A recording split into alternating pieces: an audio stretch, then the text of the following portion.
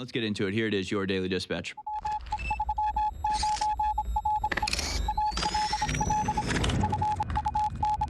All right, here it is, folks, your Daily Dispatch for Tuesday, the 22nd of August, 2023. From Infowars.com. Incredible.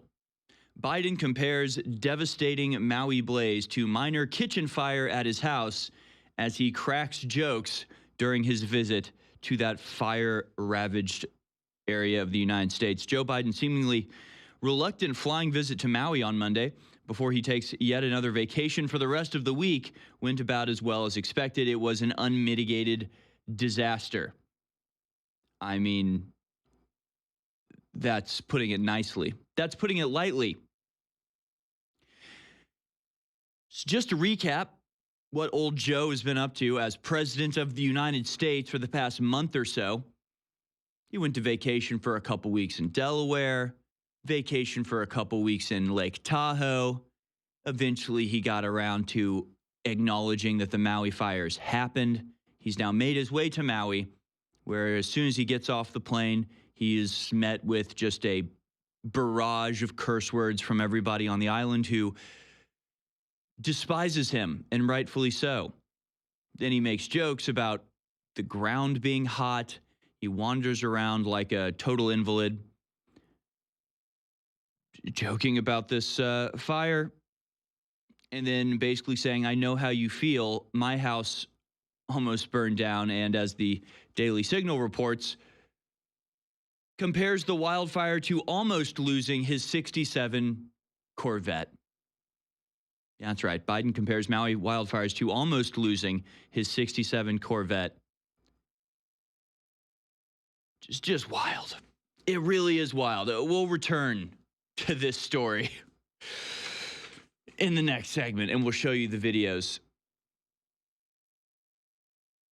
And we'll try to loop it into a wider point that we'll be making throughout the show today about the fact that your government despises you and is seemingly engaged in some sort of prolonged humiliation ritual, putting the American people in their place. It's not just about laughing at a completely incompetent commander-in-chief being an embarrassing mess every second of the day. It's about how this is a very useful part of the overall global plan to, kill us all.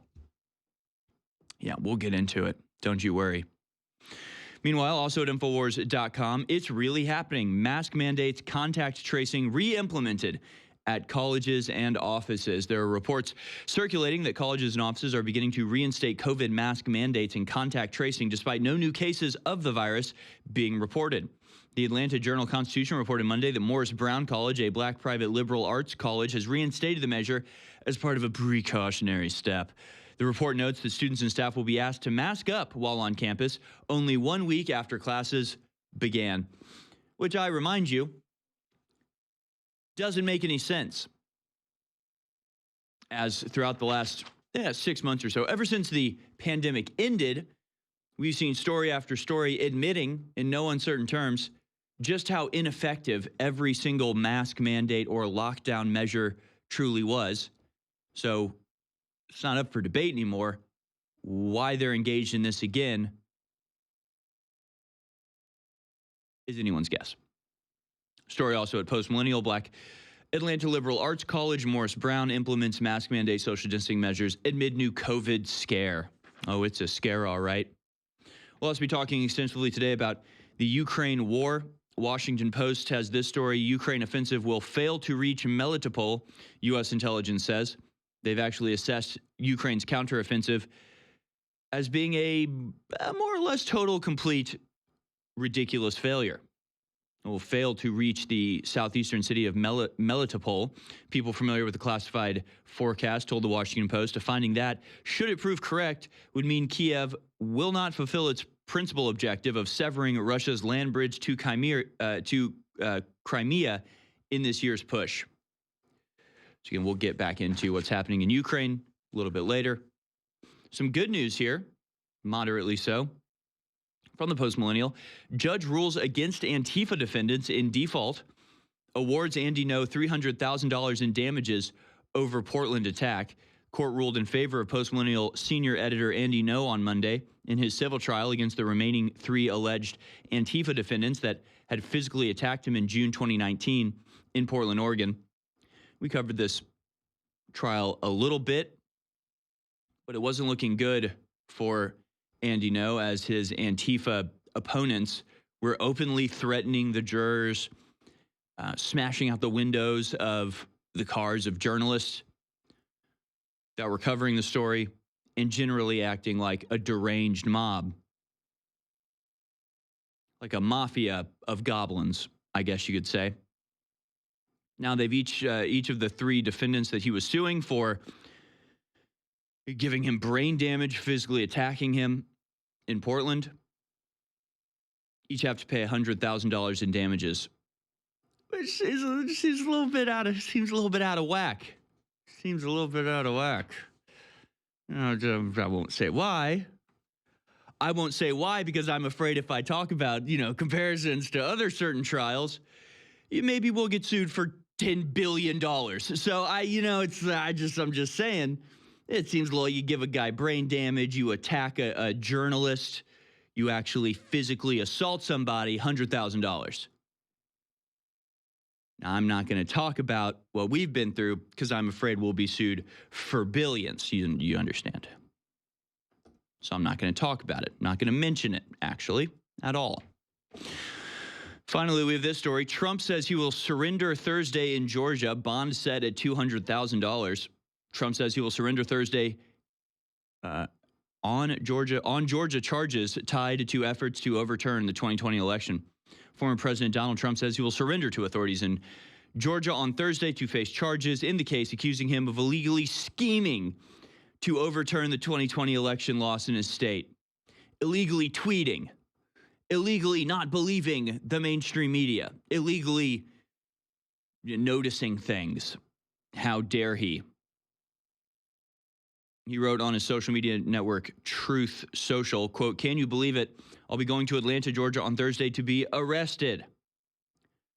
He's on $200,000 bond. It will be Trump's 4th arrest since April. What a baller. 4th arrest since April. I mean, you know what Donald Trump should do? He should just go to California and start shoplifting. He should go to California. He should storm into some jewelry store. He could make $200,000 in an afternoon. I mean, he could be paying for this bail in an evening at a Home Depot, at a Nordstrom's, some sort of high-end fashion boutique. Can't you see it now? That video in the bottom right-hand corner. It's like a bunch of black teenagers rushing in and grabbing stuff. It's like, hold on, pause that, zoom in. It's just like through the ski mask, you see heavenly, angelic blonde hair. Wait a second, that's Donald Trump. That's Donald Trump doing that. No, you'll never get arrested for shoplifting or assault or anything like that. But hey, question the election, pose a threat to the powers that be. Hands behind your back, mister.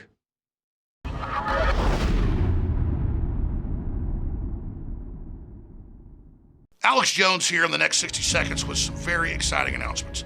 Vitamin Mineral Fusion is a bestseller. It's an amazing product. All the key amino acids, all the essential vitamins, all the essential minerals. That means everything you need to live and be healthy in one tasty, delicious powder that you put in a pitcher, mix up, drink in the morning, lunch, nighttime, middle of the night. It is simply amazing, and it empowers your immune system and your whole body. It's back in stock, discounted at InfoWarsStore.com. You can get 10% off for signing up for auto ship. We got double Patriot points. That's 10% off on your next order right now. All of that is available at InfoWarsStore.com. Things like 3,000 milligrams CBD oil that just does over-the-top things for your neurological system, your joints, your bones, and so much more. Try it. I know you're going to love it, and it funds the InfoWar. Also, try the 1,000 milligram salve for your joints and bones. It's under the private label Rebels In at InfoWarsStore.com. Check it out. So many other great products. Go to InfoWarsStore.com right now.